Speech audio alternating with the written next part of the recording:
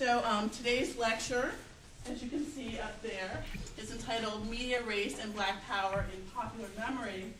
And Dr. Jane Rhodes is the Dean for the Study of Ethnicity, the professor and chair of Humanities at Macalester College. Dr. Rhodes has a math education background by way of Syracuse University, where she received her MA, and UNC Chapel Hill, where she received her PhD. She has books that are out right now. Mary Ann Chad Carey, The Black Press and Protest of the 19th Century is her first book. And her second book, which is here for sale, if anyone would like to purchase it after the talk, is called Framing the Black Panthers, The Spectacular Rise of the Black Power.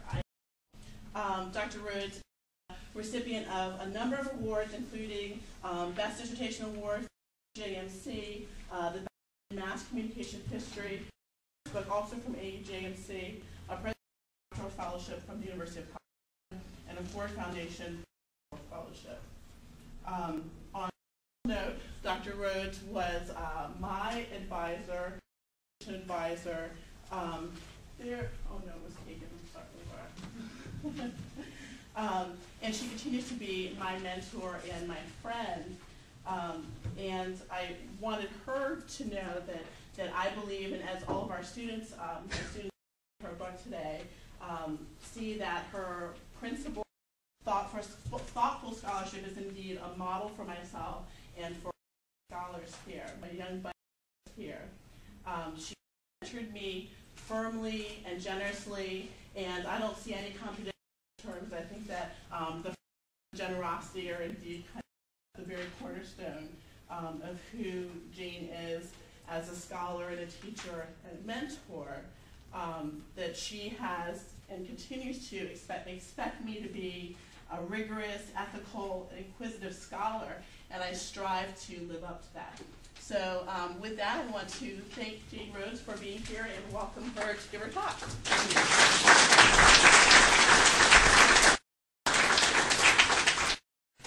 So I think Professor Jo modest that she didn't adequately introduce herself. Everybody knows who Relita Joseph is, her third year professor here, and I'm incredibly proud of her, and it's very nice to be in, and I'm also just deeply impressed and awed and everything that there's so many people here today. So I will talk for a bit and show some slides.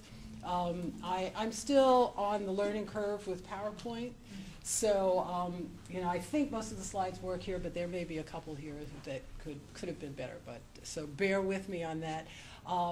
But I have a lot of ideas that I want to get across. I'm not going to just do sort of a strict evocation of the book. Rather, I want to get across things that have come up in the book, as well as giving you some of the meat of some of my arguments. From Panthers. A couple of things. One, Julia is here today, I understand. And notwithstanding that it's Black History Month and that we all have to sort of campus during the month of February, and that's okay, if that's my gig, you know, I can go with it. But Julian Bond is actually a wonderful point to start, and I him somewhat in my book, and so I feel like I need to insert that a little bit into this project. Among the things that I talk about and that I'm deeply involved in this scholarship is sort of tracing the legacy of African American expression, because I see this as being a long history, ways in which it gets mediated, gets circulated, and circulated. And Julian Bond certainly has in that, so I'm going to start with that and then come back to my more prepared comments. Bond, as many of you know, started his early career in the Student Nominating Committee. And his main responsibility in the early years of SNCC was public relations. So for communication scholars in the room, he was one of the earliest sort of public relations experts. He worked, he developed his skills on the job, but an enormous role in helping SNCC reach media organizations, build relationships with journalists, and get certain kind of visibility that then enabled their political project. And he writes about that. He's written a couple of very important pieces about that experience. So Julian Bond is an important icon and someone who the Black Panther Party learned from. So one of the things that is important to consider about the party is, this is a somewhat bold statement, but I'll put it out there, is that they were the first part of the first generation to understand the power of modern mass media. They became politicized by the media. They developed about identity and resistance through the media, and they were poised to harness the power was really unimaginable 25 years earlier. So I want to scan back a little bit to the present in the post of framing the Black Panthers. Whenever I least expect it, I read the newspaper, scan the internet, or take in some broadcasting and find inevitably some reference to Black Power activism of the 1960s, and often very directly the Black Panther Party. One of the undergraduates was asking me today how long it took me to write the book, and one doesn't want to admit that it takes 10 years to work on a project, but it did, and in part that happened in this study of the Black Panther Party because the flow of narrative about them never stops. And so every time I thought that I had sort of nailed it and had a handle on what it was that was being said and what was being generated through the media, something else would emerge, and then I'd run back and oh, okay, well, I have to get this. And there's a lot in here that I, because I had to stop somewhere. But the flow continues, and I think it's related to our moment. So, for example, I opened up the New York Times, just having my coffee, my own business, not thinking about the Black Panther Party, okay?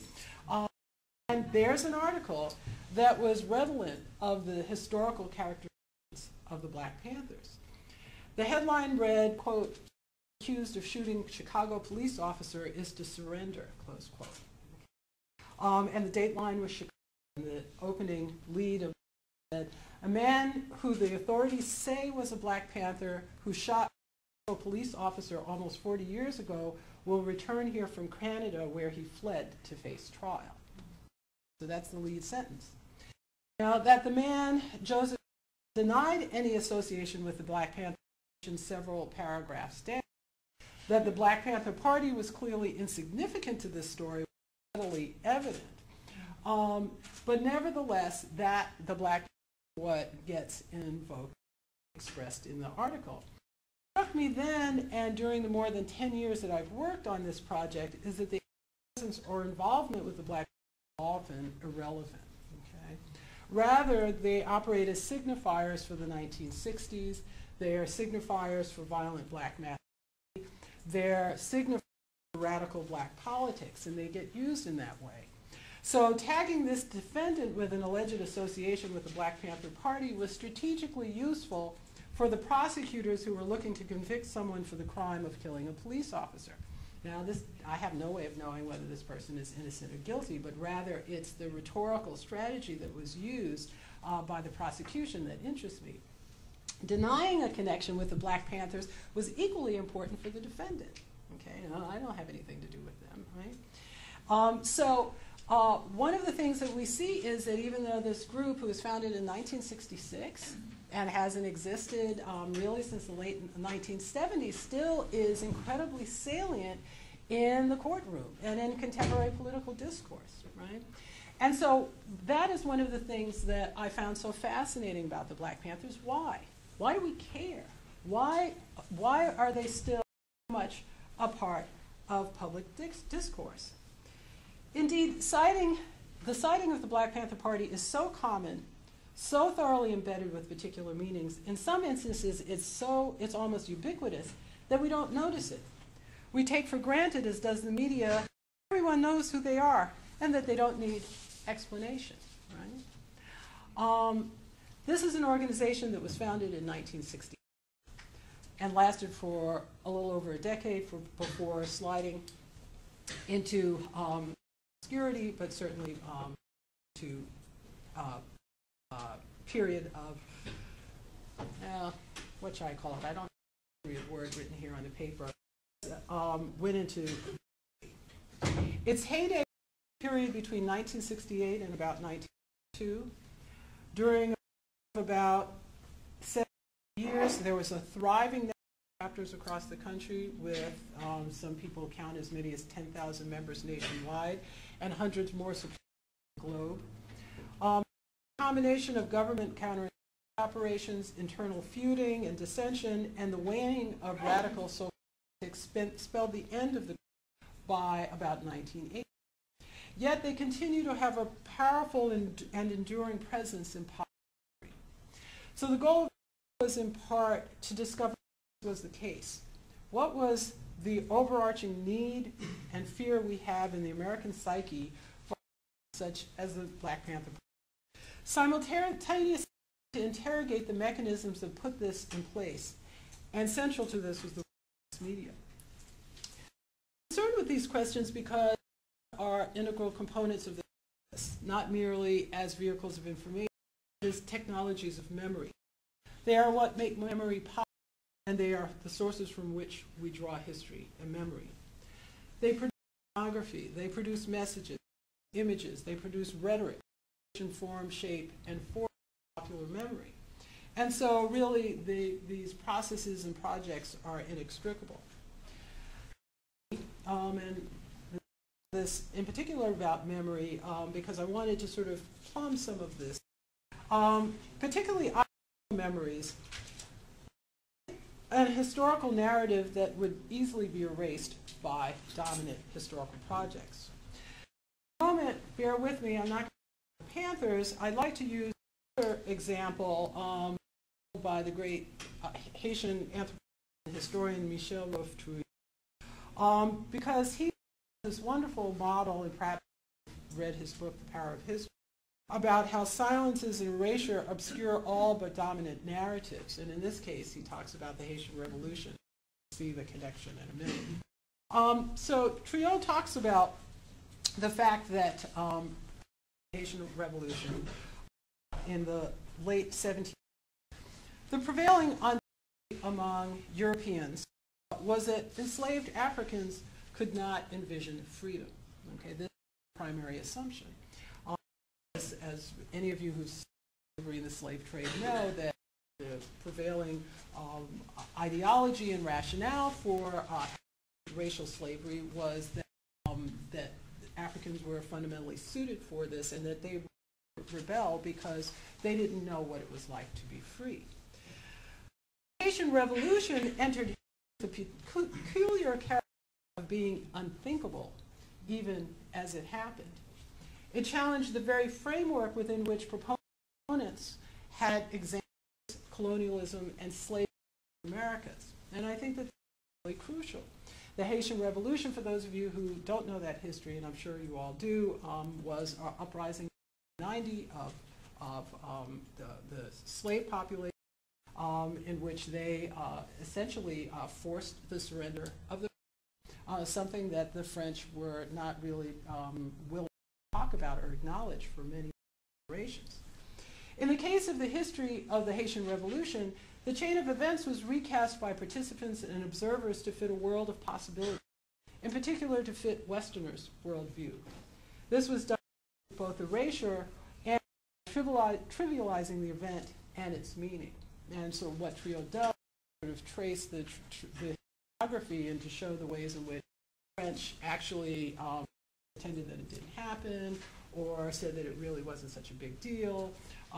And Triot talk about how he sees this and the way in which the West turned its back on Haiti, one of the ways produced its dire economic status today.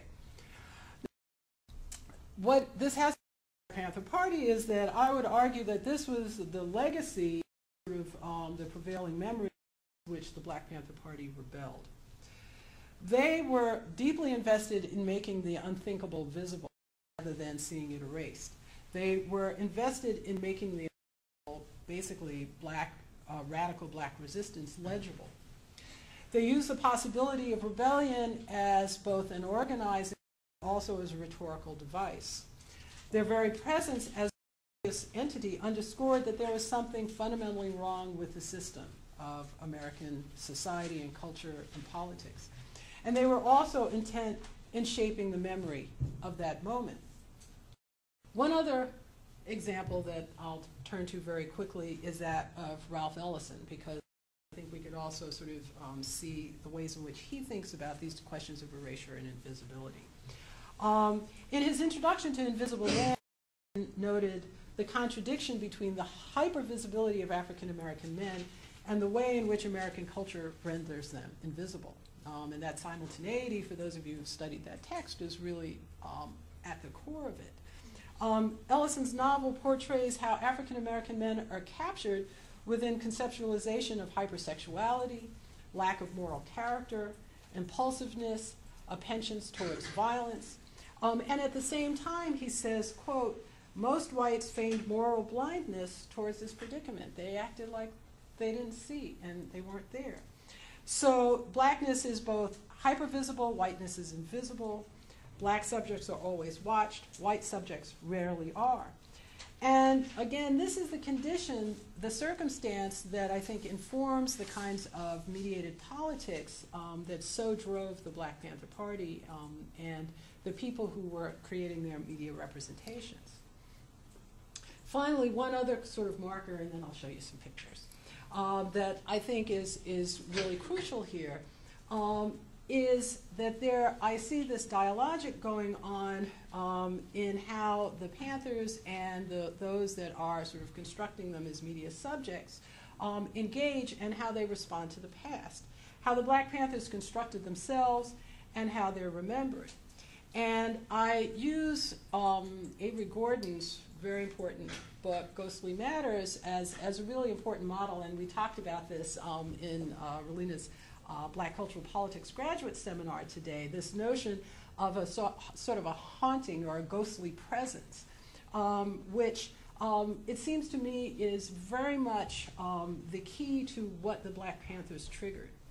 As Avery Gordon notes, the haunting signaled not only the presence of ghosts, but the very conditions that make them historically possible and imaginable. And I think that that's really central to what we're talking here. It's not only that there's the ghost of slavery or that there's the ghost of some other event or institution, but rather the conditions that surrounded them, the historical context. She says, quote, the ghost cannot be tracked back to an individual life. The ghost has its own, so to speak, which figure like complicated sociality determining formation that seems or invisible, but less alive and enforced. Quoting Avery because her words are better than my paraphrasing. So what I see happening in the Black Panther Party is this fundamental haunting about the Black past. And what then begins to happen, Panthers become mediated, that they themselves become the apparition. So they are shaped by it and then become it themselves. So the Black Panther Party, I contend, are an apparitional presence in American memory. They represent the promise of revolution or the threat of rebellion and retribution, depending on where you are politically and how you read them. So in this talk, I want to link this sense of haunting, these ghosts of the Black Revolution, with processes of memory and try to sort of just some of these questions. How does popular memory sustain these ghosts? What role does science play? In the last century, was mass media essential for the protection of ghosts, the production of symbols and projects? Why is it that we still remember and fight over these meanings of memory? And I hope at the end of the talk, a little bit about my experience going around the country. I've been doing lots of readings in Paris, and it's been fascinating to sort of hear from general audiences, people, many of whom have a serious investment in this history and in these narratives. So hopefully I'll come back to that. So I start off with this notion, I have a remote, of arc of memory.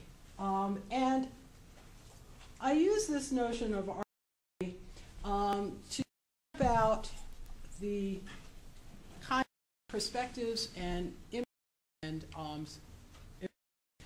legacies that inspire Panthers, that ones that they lived through that sort of shaped their both and their politics. And I argue that we need to pay close attention to how these memories are made, who is producing them, circulated, and how they're received. So these are meant to be sort of visual spurs, visual catalysts for you, as they were for young black activists of the 1960s. I'm not going to explain them. You can ask questions about them later, but the goal is not to give a narrative of black history, but sort of what and how should suggest. We also haunting of black resistance, and so I will this gentleman on the left, Toussaint Louverture, who was purported to be the leader of the Haitian Revolution. In general, I argue that this notion of radical black resistance is a fundamental and core fear in American culture. In the upper right is a rendering of Nat Turner during the Nat Turner Rebellion, and then perhaps a different but no powerful resistance in the body of social truth. So we have this powerful history of resistance that gets contained and inscribed in historical accounts, but has powerful meaning for the young founders of the Black Panther Party. And as we move into the 20th century, we then begin to see the emergence of a memory and a history and an experience with what might be termed race radicalism, with Ida Wells Barnett and W.E.B. Du Bois and Marcus. And part of the haunting of black radicalism in the American memory is this notion that individuals like these rise up. They do create projects. They do push for change. They mobilize masses. And they do radically confront what it is that structures American society. So when we fast forward to the civil rights movement, we see the emergence of a new form of that is in dialogue with electronic media, with mass media that had never been before. And there are a variety of reasons for this phenomenon. I talk about it some in the book. I mean, there are some key factors. One is that the activists from this era understand that to mobilize constituents, they need access to mass media. They can no longer rely on the sort of small, closed social networks, although they're certainly a part of grassroots organizing as well.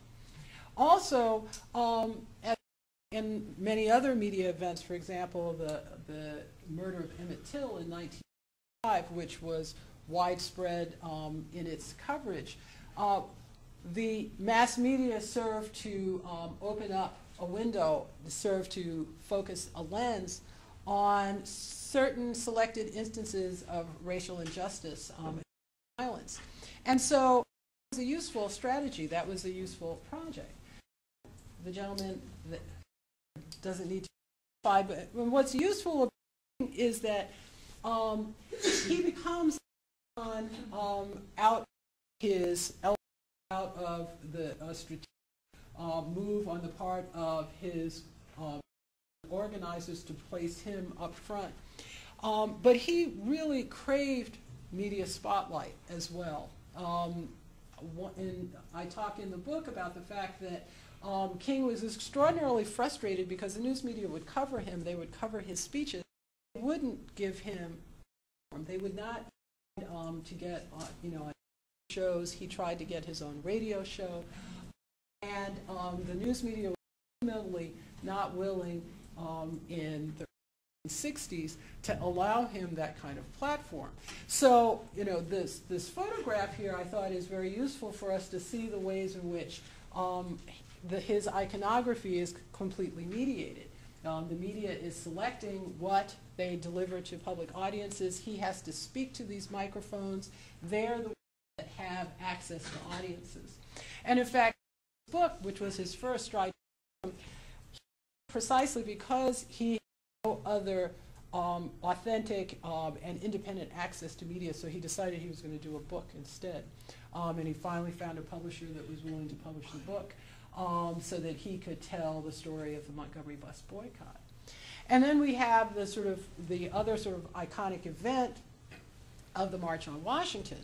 And one of the things that I think is really to consider in sort of thinking the civil rights movement context is the way in which, again, media representations produce the rights movement in extraordinarily sort of narrow context.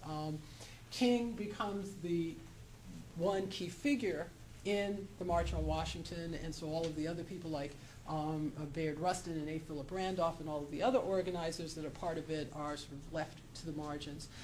His speech, the I Have a Dream speech, that is the one that is reproduced that we see, not all of the other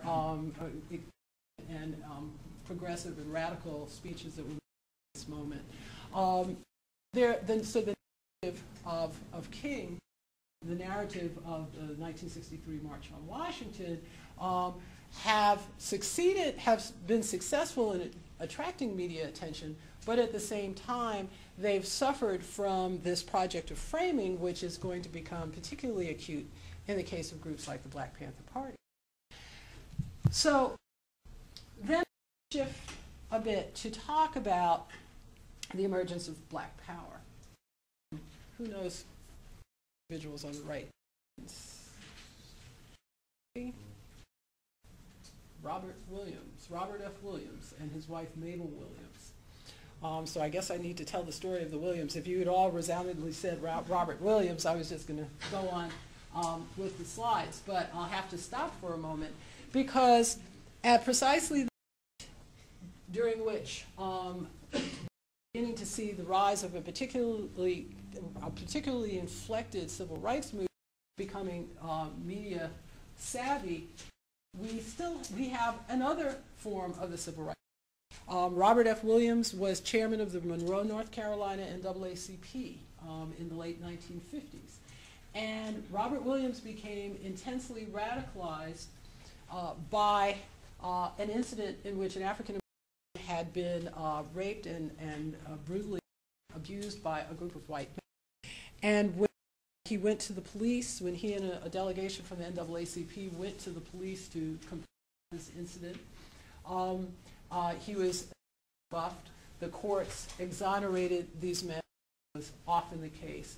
And he decided that what he needed to do was to create another forum for talking about Black resistance and the condition of Black people in the deep.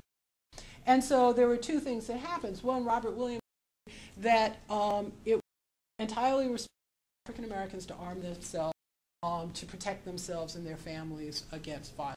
And he said, I am not taking the offensive after white people and people who try to deny me my rights, but I am well within my rights to defend myself within my own home.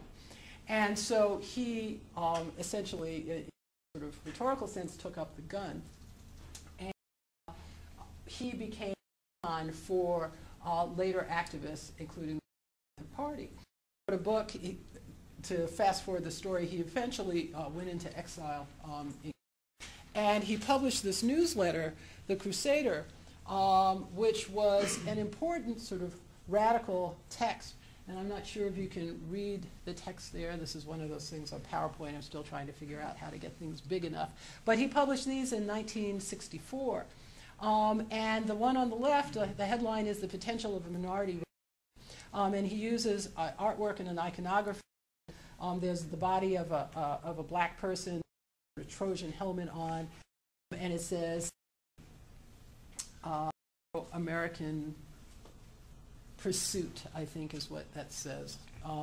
So one of the things that he's doing is beginning to build a sort of radical project. He also wrote a book called Negroes with Guns. It's read with sort of a definitive text. We begin to see the emergence of another project that's essentially connected to the rights movement, but has strategy and has a different rhetoric. Similarly, Malcolm X, perhaps the master of self-representation and rhetoric and uses of media. Malcolm X is holding up a copy of Muhammad, which he designed and founded for the Nation of Islam in the early 1960s. Muhammad Speaks became one of the most widely circulated American periodicals of that era. And it was both a text for people who were part of the Nation of Islam, but it was much more a polemic. It was something that African Americans read widely, that others who consider themselves activists read widely. Malcolm X was extraordinarily adept at understanding people needed media like It Speaks to identify that had a kind of radical message and a radical text and an uncompromising project. And so many of the readers did not really sympathize with the Nation of Islam's theological perspective, but they sympathized with and engaged with the political perspective. And one other which the Black Panthers were shaped was the Nonviolent Coordinating Committee, and one of its fiery leaders, Stokely Carmichael. Stokely Carmichael is credited with being the first to deploy the term Black Power, and that's not a completely accurate historical. But he clearly one of the key figures, both as an activist and intellectual, to really generate a new sense of black protest and black militancy. And he followed up with the publication of this book, Black Power, The Politics of Liberation in America. And doing that, took this similar route to the King in terms of publishing and getting out into print, circulating his ideas, manifesto. And this was something that young people read and found profoundly influential.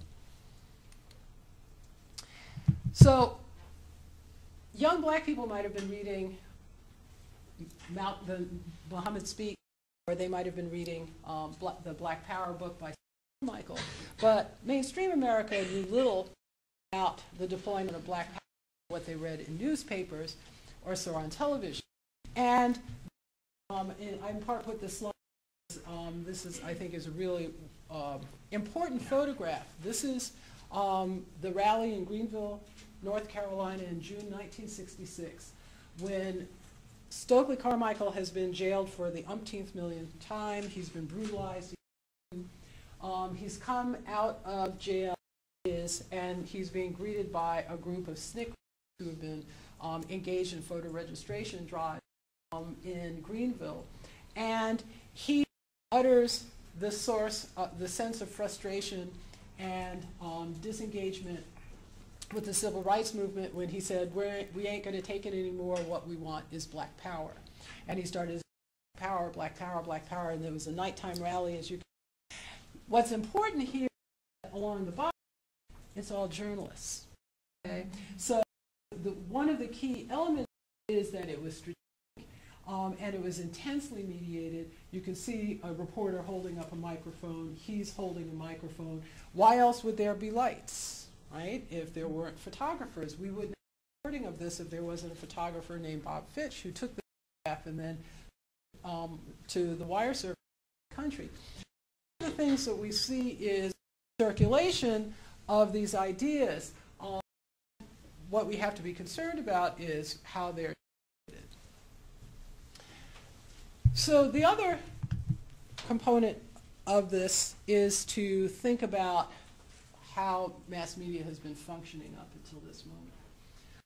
In 1967, as many of you know, the National Commission on Civil Disorders convened to analyze the preponderance of what were called race riots. We might call them urban uprisings today, but beginning in 1965 with the Watts riot, there was an intense introspection on the part of the government. Lyndon Johnson commissioned this group to study it. And if you have never looked at the Kerner Commission report as it was, I encourage you to do so. There's a chapter on the media there. And this was one of its arguments. And this was really the first text that said that the news media have fundamentally failed. They don't do their jobs. And in fact, they inflame racial discord. They don't just ignore it, render it invisible, but they make it worse. And this is certainly in which the Black Panther is functioning. So we have two young men, Huey Newton on the right and Bobby Seale on the left, who are living in the Bay Area, San Francisco and Oakland. They're going to Merritt Junior College. Seale has been in Vietnam and has gotten out and is to school. Huey Newton has been taking legal courses, has been studying in a variety. They've also been working in anti-poverty programs. They've been part of various civil rights organizations. And they are piecing together this arc of memory that I've for you to conceptualize what they wanted, which was a different movement, a different kind of organization.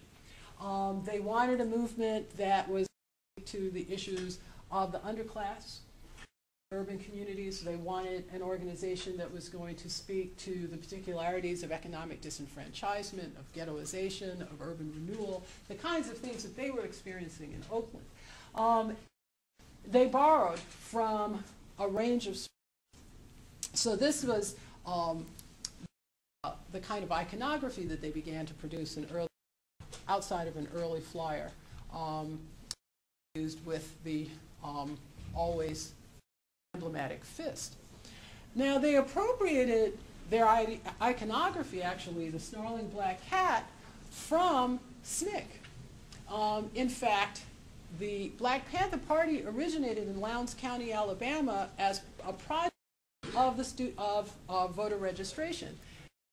The Lowndes County Freedom Organization is a document from that organization. Here, their symbol is the Black Panther, which stands for courage, determination, and freedom. It was chosen as an appropriate response to the racist Alabama Democratic Party symbol, the white rooster, and its supremacy for the right. Okay? You know, if you're going to the election box, which one are you going to pick, right? And you know, the Black Panther because in opposition to the kinds of literacy tests that rendered most African Americans ineligible to register to vote, and organized the Black Panther Party so that they would know who the black candidates were. And on the other side there is some correspondence from the Lowndes County Freedom Organization. I show this to you to show you that the Black Panther didn't invent the black cat thing and the name Panther. They actually had read a pamphlet and had learned what SNCC was doing in the South and decided to appropriate it. So, you know, there is this memory and there's this sort of conscious borrowing also that's operating. So, the Panthers, and I'm going to explain this message, this excerpt. The Panthers very quickly begin to organized first around critiquing the police department and what they did with police brutality in Oakland. In early 1967, small groups of Black Panthers armed patrols of black neighborhoods in Oakland and nearby California to confront what they deemed racially motivated acts of police brutality. This activity had attention and support from the community, but little from the press. The group rose from obscurity in February when Oakland's Black Panthers volunteered to provide security for a visit by Malcolm X's widow, Betty Shabazz. Newton and Seal were hoping to overshadow a rival group also calling themselves the Black Panther Party of Northern California, and they sought a connection with the legacy of X. Again, that arc. Uniform of black beret, leather jacket, and guns, they escorted Shabazz from San Francisco International Airport to the offices of Ramparts magazine, where she was going to be interviewed. Police descended on the magazine's offices, followed by a group of local reporters. According to Bobby Seale, a reporter and a cameraman from the ABC affiliation pursued the action as the Panthers shouted down the police in a shoving match. The cameras captured Huey Newton staring down a policeman poised to pull his weapon, taunting him, "Okay, you big fat racist pig, draw your gun." The Panthers, Shabazz, and the police emerged unscathed, but Bay Area residents had their first of the Panthers on local television.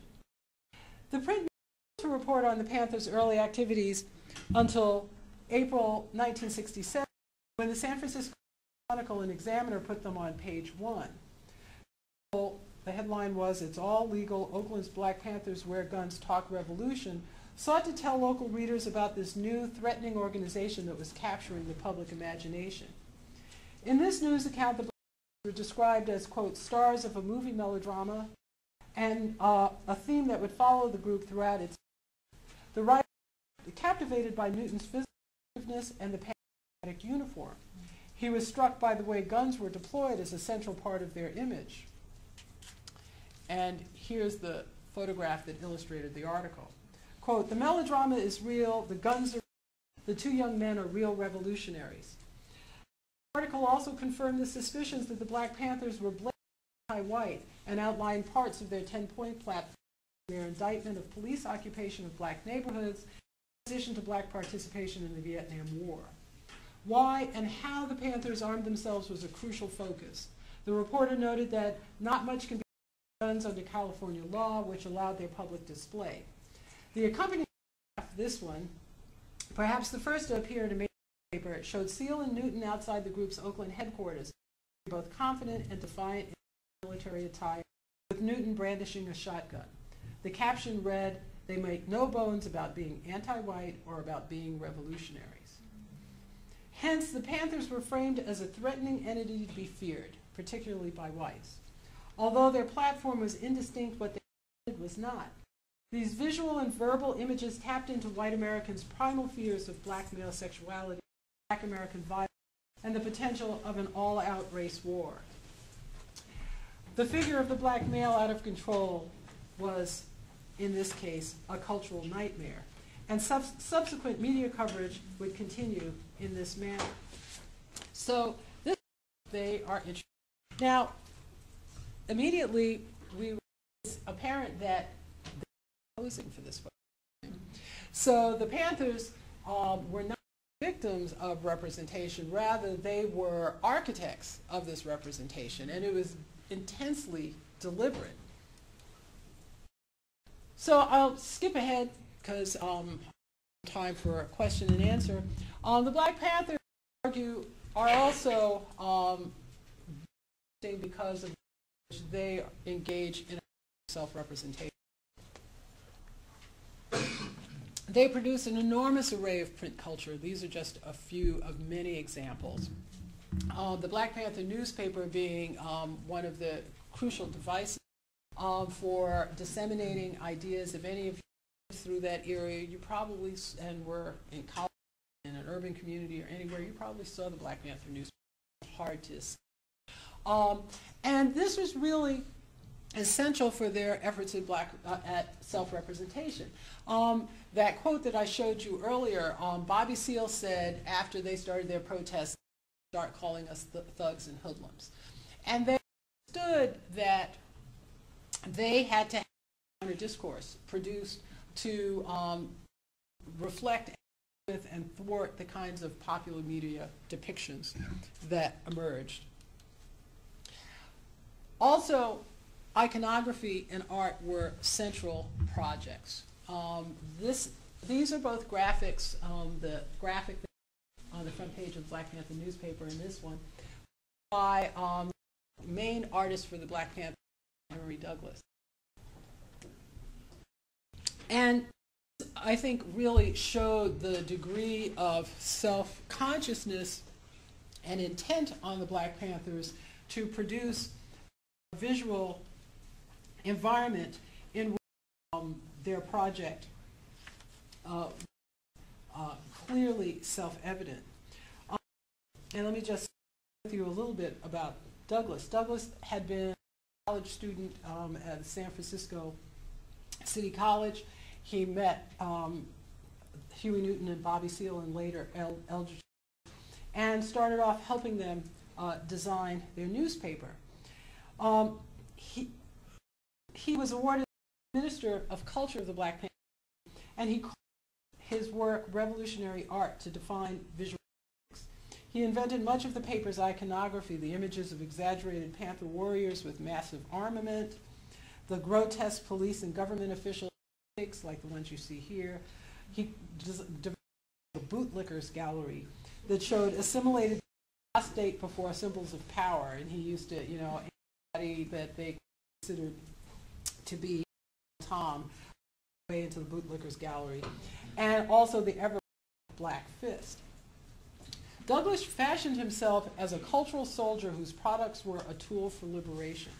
He said, quote, revolutionary people the correct struggle, whereas revolutionary ideology gives direct political understanding of the struggle. And he wrote in 1968. Finally, the Black Panther Party was extraordinarily adept in producing new icons, new symbols for the Black Revolution. And perhaps was more famous than Huey Newton. College students did this in their dorm room in 1975, 1985 even. This became a sort of ubiquitous image and symbol. And it was, again, an invention. They had a photo shoot in Eldridge Cleaver's apartment. And there are all of these sort of ironies about this, in particular the Afrocentric imagery here of the spearboard and the animals and so forth, and which conflicted a great deal with his political rhetoric, which sort of denounced what they saw as being cultural nationalism. Nevertheless, they understood that an image like this would have resonance, right? And it was another way the Panthers sort of evoking a kind of history, a history that links African past to their political present. So the Panthers' project, they argued, was to reach the lumpen proletariat. And they did this very much in a very conscious, very orchestrated, sort of mediated form. So this is a rally, one of many in DeFremery Park in Oakland, which the newspaper, they sold buttons, they sold posters, they sold flags. This became an important aspect of the organization and the organizational's work. So one of the things that you begin to see is that there's this struggle going on, and later in the courtroom with the there's also struggle is happening on the terrain of representation. It is a discursive struggle. If you're going to represent us in these particular ways in mainstream media, we are right back at you and we are sort of saturating a particular constituency with that. So I've been a local figure because one of the things that happens is that widespread representations of the Black is really what enabled their spread across the country. And the Seattle chapter was one of the earliest spin-offs from Oakland and from California. And there is a great resonance. I mean, I love this. One of the reasons why I put But it also is represented by the fact that you have a moment in 1968 in which the FBI and J. Edgar Hoover has declared that the Black Panthers are the greatest threat to national security. There's one adorned on the front page of Seattle Magazine. And this is very tongue-in-cheek. The article does, a job of actually Aaron Dixon and other members of the local Black Panther chapter. And what you see is that the Black Panthers have gone from being this sort of suspect media subject to being these sort of recognizable sort of visual media, if you will. And this is particularly for people like Eldridge Cleaver, whose book Soul on Ice is New York Times top 10 bestseller list in 1968. And then later on, many of the other figures in the Black Panthers. So we see the ways in which presence, national consciousness has shifted dramatically. Finally, one of the ways in which this has occurred is the trial of Huey Newton. He had been shot out with police in 1967. One of the police officers was killed in that shootout, and he denied that he was the killer of the police, but he was arrested and put on trial for the murder of a police officer, and this became the sort of cause of the Black Panthers. Throughout 1969, they even dubbed it the Free Huey movement. And I show you these images to show the ways in which the Panthers have shifted from being these sort of feared subjects that sort of conjure this apparition of violence and retribution to being media celebrities. So on the left, he's being mobbed as he leaves the courthouse after he's been exonerated in the trial. Actually, it was a mistrial.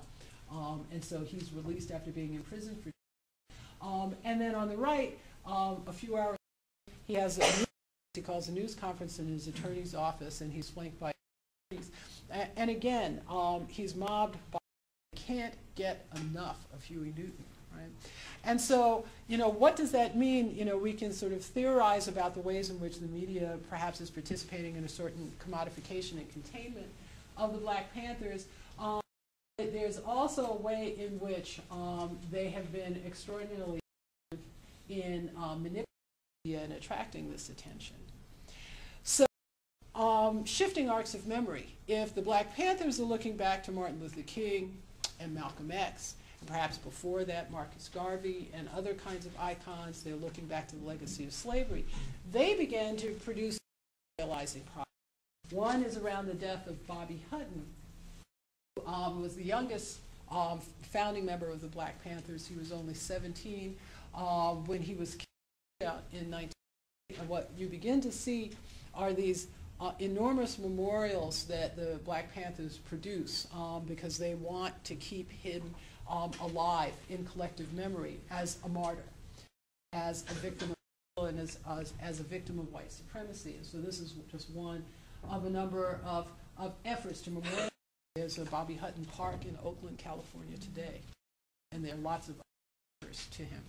To the right, another kind of memorialization, the image of Bobby Seale during the period when he is part of the Chicago trial, and this notion that he is going to be, he's being threatened with the electric chair. So are already in this moment, even though this is within the moment height of the organization, they're already sort of looking to the future to how they're going to be remembered. And these are some of the representations that they can. Now this is a slide that didn't come out. My I wanted to visualize the ways in which they began to write memory. In 1999, the first of many memoirs begins to come out. The one on the bottom, Seize the Time, by Bobby Seale. What he is intent on doing is making sure that he's the one who produces the narrative of the Black Panther Party. Similarly, Eldridge Cleaver nice and post-prison writings on the left, these texts that play a powerful role in sort of writing and inscribing memory. And finally, today we see a range of new of invoking memory. This is a new book that's come out in the year of Emory Douglas's art, who we a while back. Emory Douglas is a graphic artist, but he was not one of the sort of celebrity Panthers. Nevertheless, his work has now been found and published. There's a traveling art exhibition in Los Angeles right now. And there's, this is very much a part of the memorializing project that I see in terms of sustain the history and the memory of the Black Panther. And finally, we might just end with critical memory. For those of you who are fans of Boondock, you may know that the protagonist on Huey Freeman is named after Huey P. Newton. And there are, in the cartoon, there was lots of references to Black Panthers in this commercial product.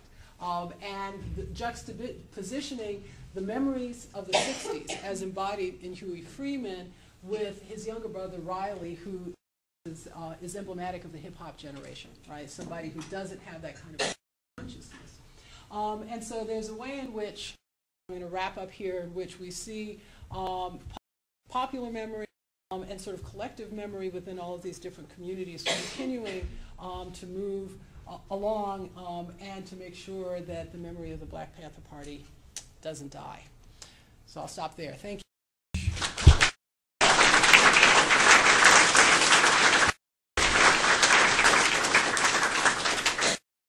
So we have about 25 minutes for questions.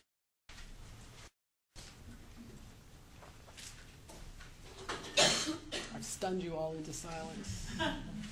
Yes?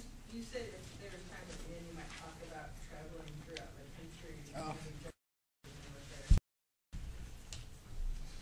Indeed. So,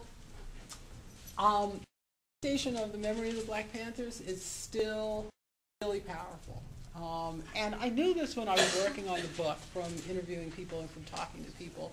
I found it in academic circles, for example. Every time I submitted an article to a, not only the sort of, useful critical responses about my argument, but I always embedded in it some memories, and I would say, well, who is this person who's written this blind review? And, for example, we'll say, well, this article isn't good, but, when it comes right down to it, they were thugs, and, I'm not sure, what usefulness this has on the intellectual project.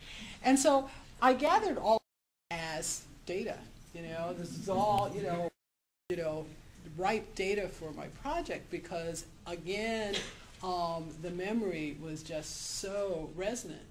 So I have been 8 store in the Twin Cities where I live, in Washington D.C., in the Bay Area, in Los Angeles, and one at Elliott Bay Books on Friday night. As a matter of I'll let you know what the Seattle audiences have to say. But it's very contested, and basically there's these sort of oppositional arguments. On the one side, former Panthers, members of the organization, or people who were close to Black Panthers. And I find it's very poignant. Usually the commentary in some way says, oh, well, your book is all well and good, but it's not telling my story, right? And I say, yes, I know, and it's very interesting, because there's this sense of frustration, which is precisely what I'm talking about. They've located who has the power to tell the narrative, and it isn't them. So who am I? I'm a college professor, and I'm an academic, and who's ever heard of the New Press, and all of those kinds of things are sort of what circulate. And I'm not getting at the particular experiences that is meaningful for them. Okay. And there is this really intense, I think, fear and anxiety is going to be lost, hasn't been captured and hasn't been, and that it's somehow. So there's always this kind of anxiety, and I get it in different ways. Sometimes kind of belligerent, sometimes sort of more supportive. Then there's the other. How dare you evoke the party? These projects that talk about Black Panthers are justifying them. It's just in an unvarnished, sort of sympathetic narration of the excesses of the 60s, and aren't we done with the 60s? And there's this small group of people who are very particular about a critique they have of the Panthers that see it enough scholarship, they being to sort of erase that critique. And so, and I mean, I see both of those positions as having merit, right? I'm not saying that either of those positions are wrong,